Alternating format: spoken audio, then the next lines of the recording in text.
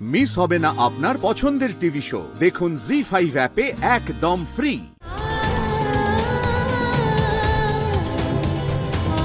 সময় এসে গেছে রাধাকে তার সত্যের সঙ্গে অবগত করানোর, তার প্রকৃত রূপ দেখানোর। কারণ যতক্ষণ ওকে ওর স্বরূপ আর ওর জীবনের উদ্দেশ্য জানানো না হবে, ততক্ষণ ও দুঃখ থেকে বেরোতে পারবে না। আর বৃন্দাবন থেকে আমার যাওয়ার পর বৃন্দাবন অনাথ হয়ে পড়বে।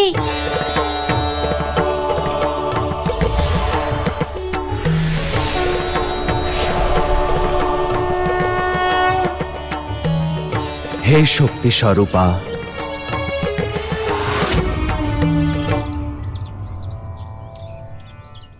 প্রণাম প্রভু। তোমার নিজের জীবনের উদ্দেশ্য জানার সময় এসেছে। মোহমায়ার জাল ছিন্ন করো আর তোমার জন্মের প্রয়োজন জানো। আমি এর অর্থ বুঝলাম না প্রভু। সংসারের প্রত্যেক জীব এক বিশেষ প্রয়োজনেই পৃথিবীতে জন্ম নেয়। প্রতিটি জীবের মধ্যে একটি শক্তি থাকে। হাতির যেমন প্রবল শক্তি আছে, তেমন পিঁপড়েও শক্তিহীন নয়। ঠিক সেভাবে তোমার জন্ম অধর্ম বিনাশের কারণে হয়েছে। কিন্তু আমার পরিচয় কি? আমি কে? তুমি কানাইয়ের শক্তি, লক্ষ্মী স্বরূপা রাধা। আমাকে সঙ্গ দেওয়ার জন্য তুমি গোলক থেকে অবতীর্ণ হয়েছ। তোমার মধ্যে দেবী লক্ষ্মীর সমস্ত শক্তি আছে। কানাইয়ের সঙ্গে মিলে আমি ওকে কিভাবে সাহায্য করব?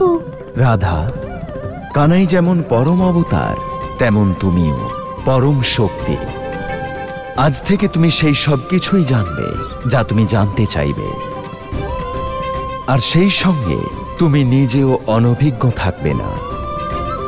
তুমি নিজের অবতার আর শক্তি সম্পর্কে জ্ঞান লাভ করবে।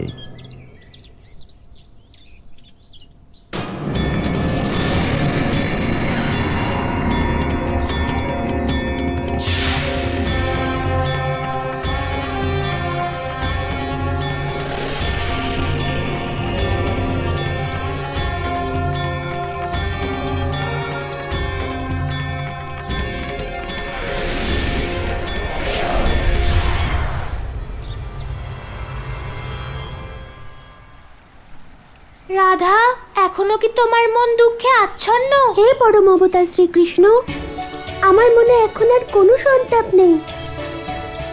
আমি জেনেছি যে আমি কে আর এই সংসারে কেন এসেছি, আমার আসার কি উদ্দেশ্য। রাধা, এখান থেকে তোমার জীবনের সব থেকে বড় উদ্দেশ্য আরম্ভ হতে চলেছে। আমি উদ্দেশ্য পূরণের জন্য তৈরি। তাহলে শোনো, এখন ধর্ম স্থাপনের জন্য আমাকে বৃন্দাবন ছেড়ে যেতে হবে। তাই বৃন্দাবনের দায়িত্ব এখন থেকে তোমার রাধা। তবে কি দায়িত্ব পালন আমাকে একাই করতে হবে? হ্যাঁ, কিন্তু আমি সব কাজে তোমার সঙ্গে থাকব। কারণ তোমার মধ্যেই রাধা আছে, তোমার মধ্যেই কৃষ্ণ আছে। অর্থাৎ রাধাই কৃষ্ণ আর কৃষ্ণই রাধা। হ্যাঁ কানাই।